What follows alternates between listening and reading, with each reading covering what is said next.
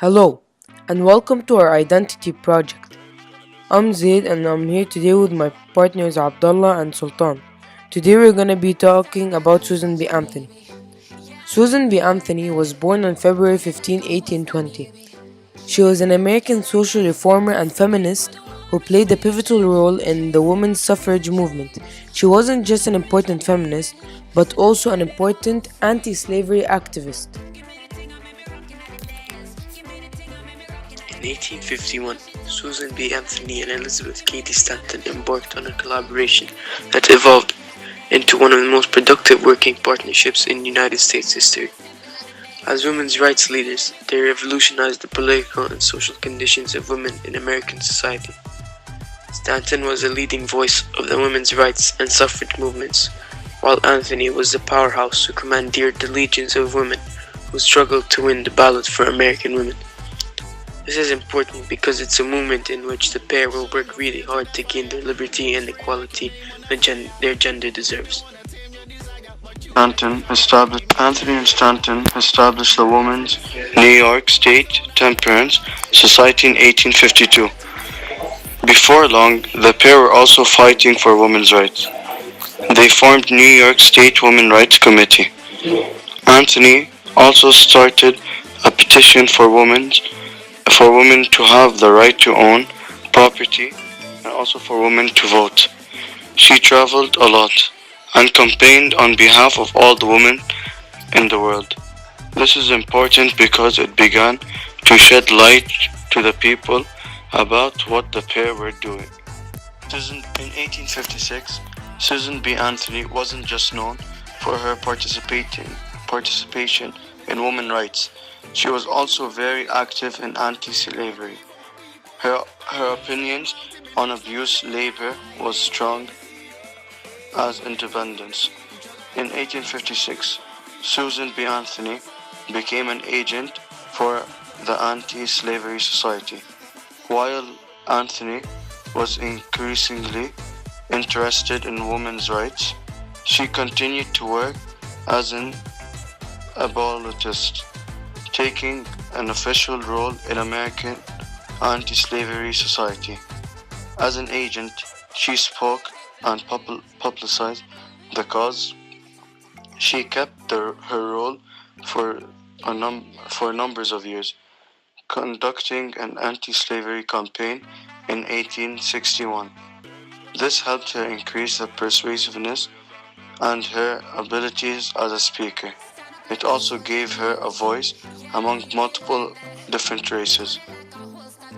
The 19th Amendment to the United States Constitution, also known as the Susan B. Anthony Amendment, grants the right to vote to all United States women over 21 and also for every United States woman over 21 to own their own property. In 1920, it marked as the end of the woman inequality suffering, and Anthony and Stanton got what they wanted from the start, which was to bring gender inequalities upon the nations, and so that woman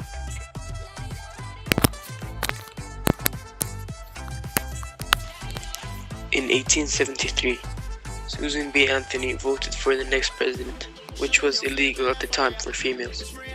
She was promptly arrested. The judge made her guilty and she was fined $100, which is $1,910 converted to today's currency. This sparked a rebellion by her supporters. This event is significantly important because this is when they started to take action against the problem, not just talk and debate about it.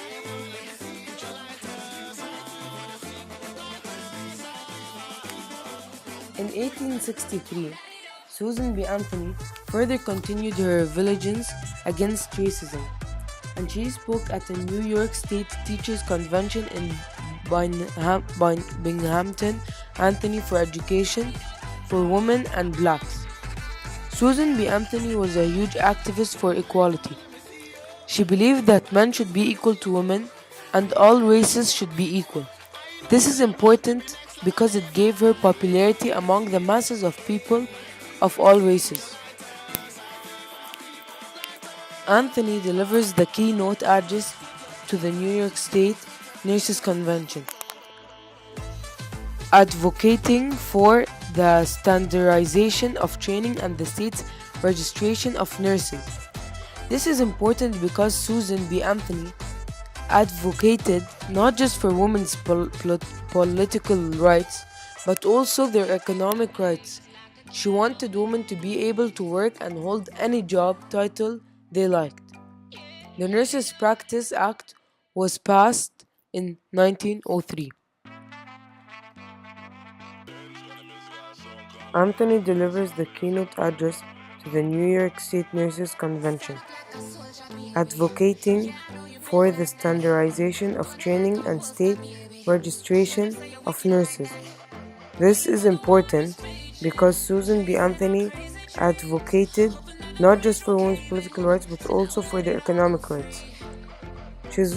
She wanted women to be able to work and hold their job title they liked. The Nurses Practice Act was passed in 1903. In her later years, Susan B. Anthony never gave up on her fight for women's rights. Anthony met with President Theodore Roosevelt in Washington, D.C. about submitting a suffrage amendment to Congress. This law gave women the right to vote and to make political decisions for the future of the United States.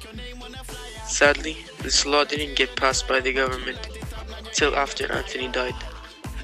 She died on March 13th, 1906, at the age of 86, in her home in Rochester, New York.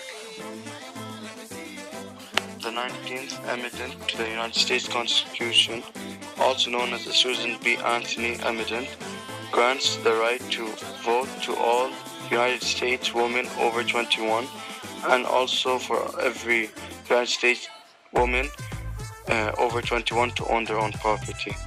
In 1920, it marked as the end of the woman inequality suffering, and Anthony and Stanton got what they wanted from the start, which was to bring gender inequalities upon the nations, and so that women can have a voice in their country's political discussions.